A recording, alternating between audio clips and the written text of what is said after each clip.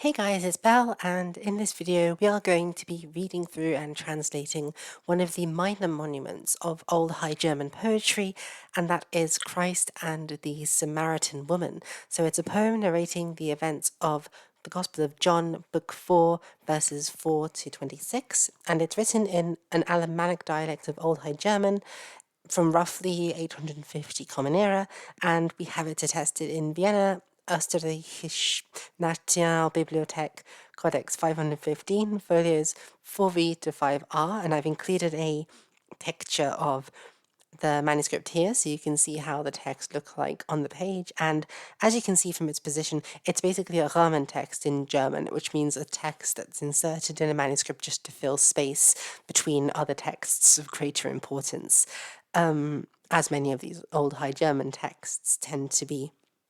And so without further ado, I will read this through from start to finish, and then we can get on with translating it. And before I start, I do beg your apologies for my old High German pronunciation. I know it's not going to be very good. So let's go for it. Lesen wir dat fuori der heliant fart moodi ze unterne, witsun dat zinen brunon gesatz, quam von Samario ein quena sardio skefhan dat watser. Thana noch so satz bat sich getränkan dat swip, dat ther tharda quam, Wurban sina thegana bi sina liplita. Bi wats kerost thu, gott man, dat ich thir geva drinkan. Ja ne nietzand, witze Christ, thir Juden unserer wist. Wib, aber du wisses, unjelich Gottes Gift ist. Und den erkanntes, mit themo thu kosotes, thu batis dir unen sines sprunnen. Visiu butza is so tiuf, cedero ich heimena liuf, noch thu ne havis geschives, dat du thes geskeffes. Waar macht thu, quot man, ne man quet sprunnen? Ne bist du liuten kelop mer dan Jakob, der gaf uns dessen brunnen? Trank nan joch sina man, sinius malenotzer nutzum dat swatzer. Ferth trinket this watser, bei themo durstit innan mer, der afar trinket dats min, den lasset der durst sin. Its sprangot immun pruston, in evon mit luston.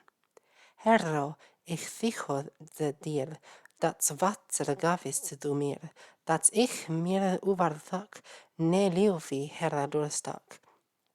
Web, tu dich anewet, hole herra dinen wirt. Siu quat, sus liviti, kommen hevisi. Weet ich, dat du waar zegest, dat du kommen hevist. Du hevitos finfe dir si voliste. Des macht du sichure sin, nu hevist enin der nist din. Hero, in thir wiget skin, dat du macht forasago sin. For unser geborner betoton, hier in Berga.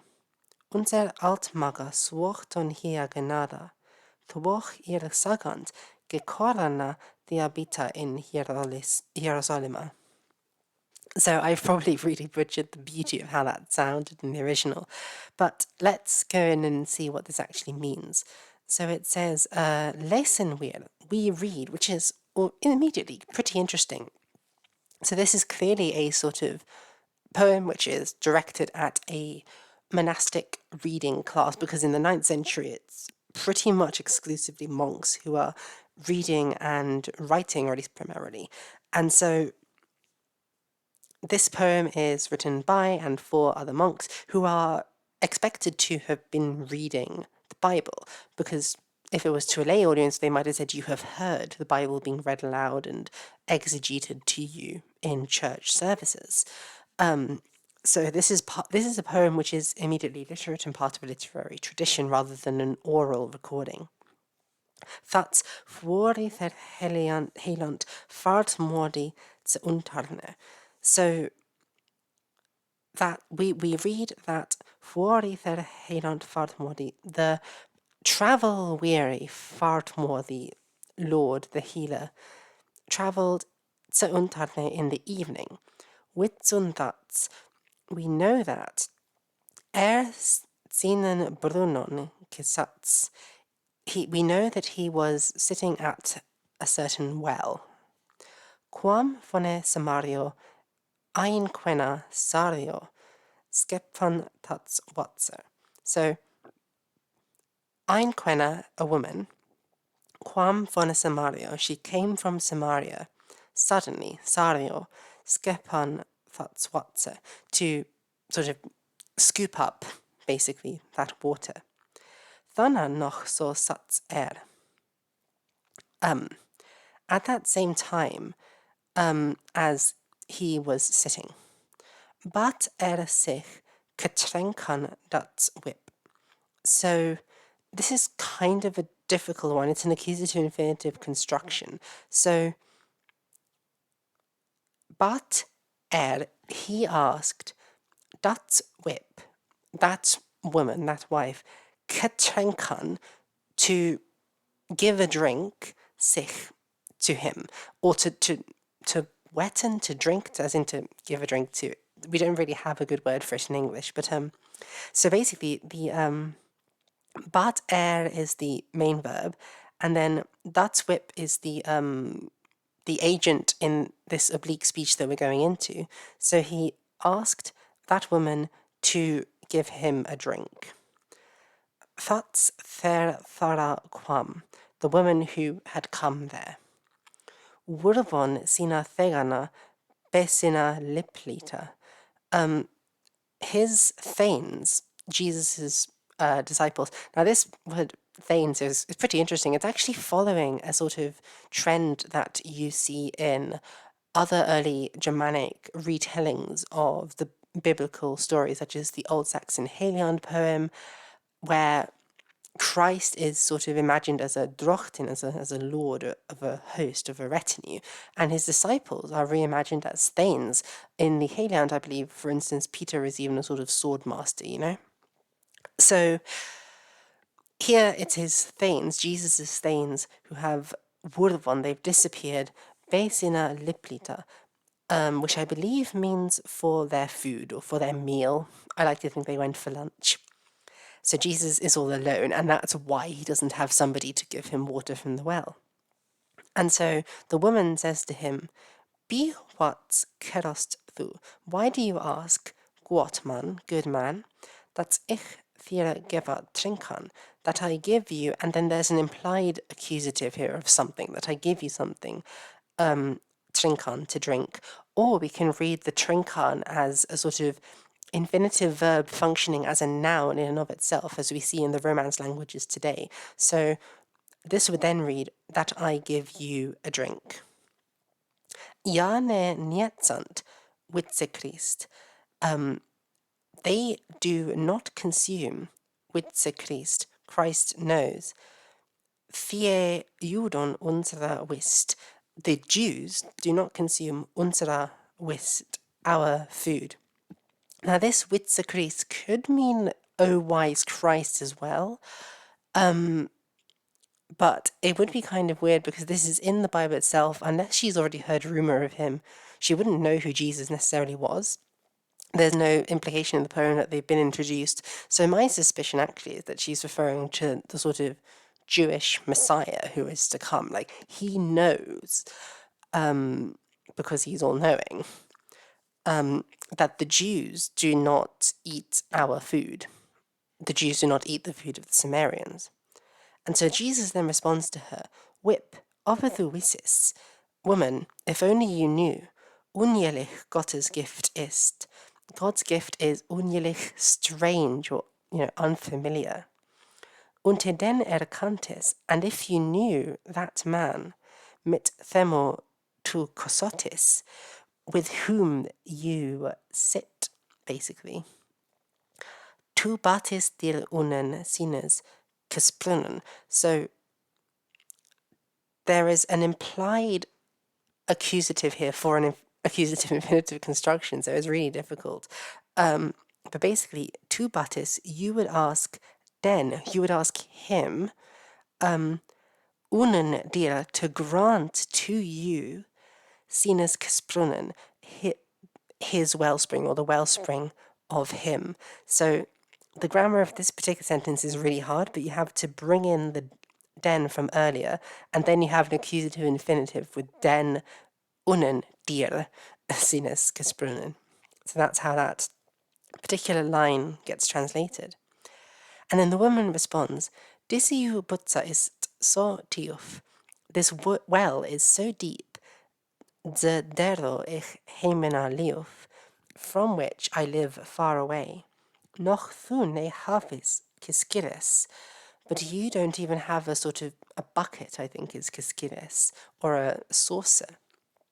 That's fu ves kiskifes, or a scoop, maybe we'll say, that you might scoop up this water.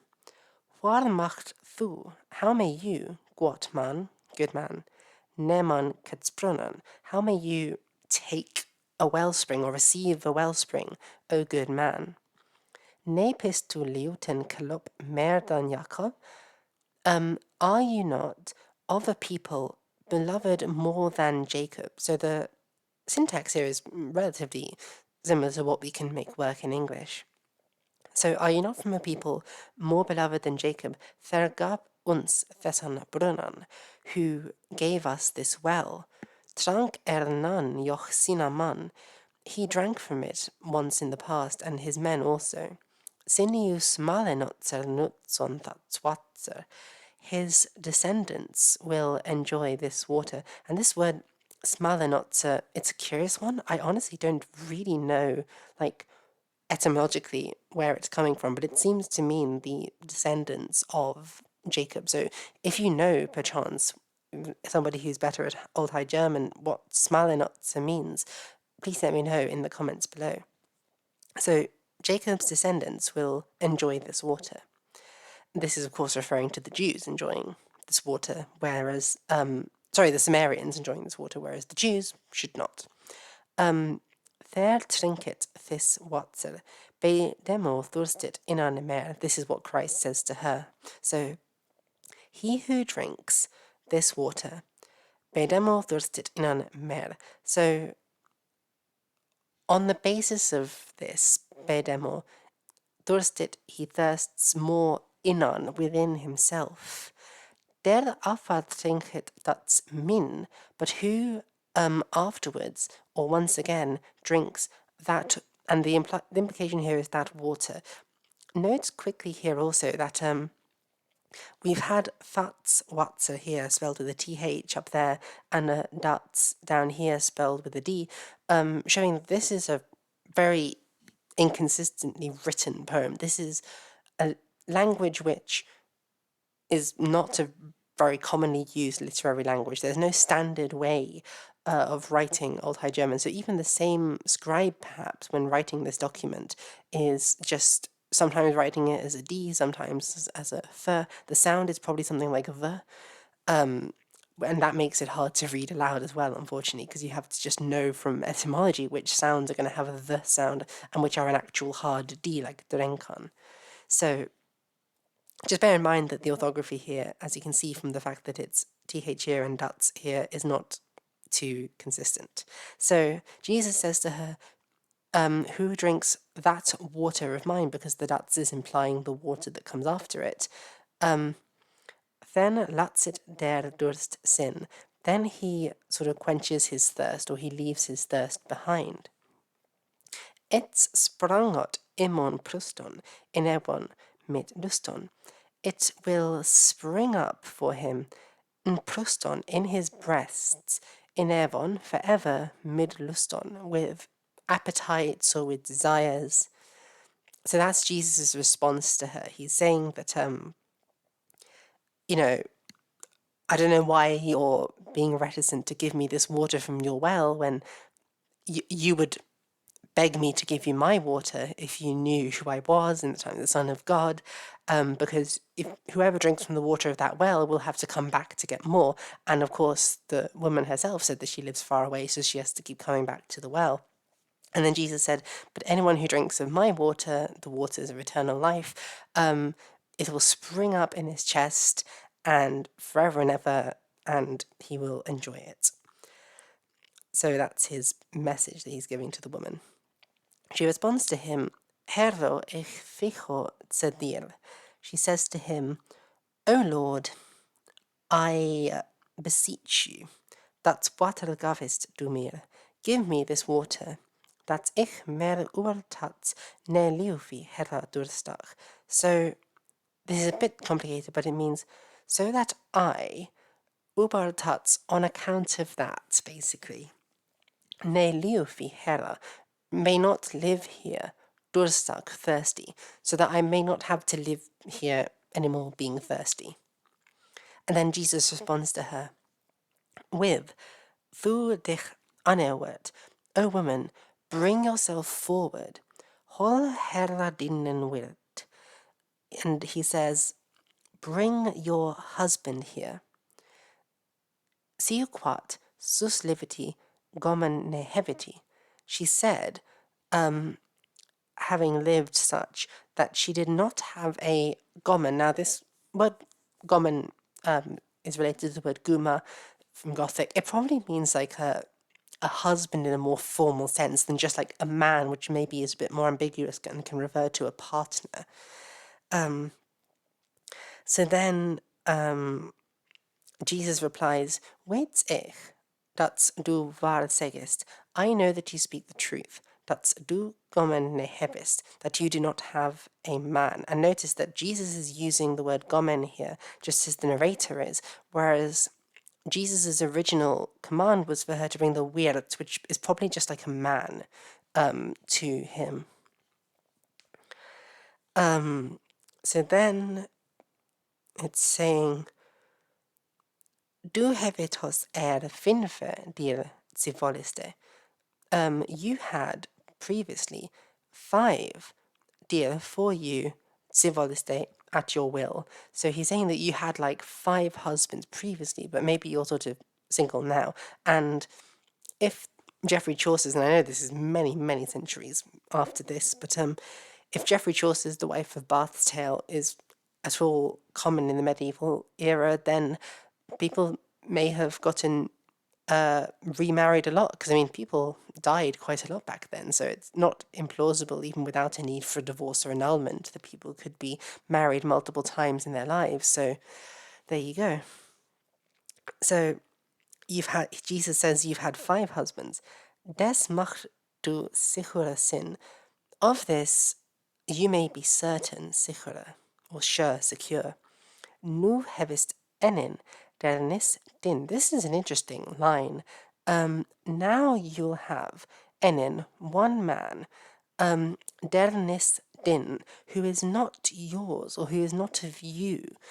And my suspicion of the din, meaning of you, is a reference to being not of Samaria. So Jesus being Jewish, he's saying you're sort of going to have a sort of, a man, like a lord, who is not you, because in this time period, the word for sometimes husbands could be referred to as lord, as we can see in The Wife's Lament. The female narrator, it's an Old English poem, refers to her father. The female narrator of The Wife's Lament, which is an Old English poem, refers to her husband as hlafor, which is lord. And so we see that in the early medieval Germanic poetry, husband can be referred to as a lord. So perhaps that's what he means, is that you're going to have me, Christ, as like a sort of husband, but husband in the sense meaning more like a lord, a sort of person who leads you in your life. And this lord is not of you, meaning he's not of your same tribe, he's not of your same nation, essentially, but he's still yours, is what I think that's what this means here. And then she responds to him, Hertho in thir wiget skin. So, O Lord, the light moves within you. That's thu mach forasago sin, such that you may be a foresayer or a prophet. För uns geborna betoton här in Berga. So before us, previously, geborna betoton här in Berga, they killed the man who had been born here on the mountain. This is honestly, I don't understand this. I'm not a theologian. This is kind of a curious thing. It's almost like she herself is foreshadowing Christ's execution on the mountain of Calgary. And then she says, Unser altmaga svochton hier genada. Our elders sort of said their prayers, or they asked for mercy from God. Thoch, ir sagant, kekorana thiabita in Hierosolima. Although you, and curious here, she's actually using the plural form of you to address Jesus, which is actually the formal, polite form. Although I believe earlier she has actually used the do form as well to address, to address Jesus. So perhaps this is just a coincidence. Although maybe this refers to them, so maybe they say that the prayers, Kikorana Thiabita, there's an implied to be in here, an implied wisan. So nonetheless, they say that the prayers are, Kikorana means like chosen, but probably this means accepted or granted by God in Jerusalem, in Jerusalem. So I'll be completely honest, I don't fully understand what the woman means when she says this. Our ancient ancestors sought mercy, although they say that the prayers are only answered in Jerusalem. Perhaps this is a reference to like the Jewish Messiah being the Messiah of all mankind. I'm not fully sure. If you have an interpretation of it, please let me know in the comments below. And I hope you enjoyed going through just a small little fragment of early medieval Germanic poetry. If you want me to teach you, I won't teach Old High German because I'm not confident enough in it, but I will gladly teach you Old English or Gothic or Latin. And if you want me to teach you those languages, you can subscribe to my Patreon, which will be linked in the description of this video. You can also join my Discord server, where I tend to post these videos as little tidbits before I make the videos and upload them, so you'll get early access to them there. And it's also just a fun community of like-minded people. We get together, we share memes, we have fun. It's a great time. You should come and join us. And until next time, please like, comment, and subscribe, all of the usual stuff. Thank you guys so much for watching, and I hope you have a nice day. Bye, everyone.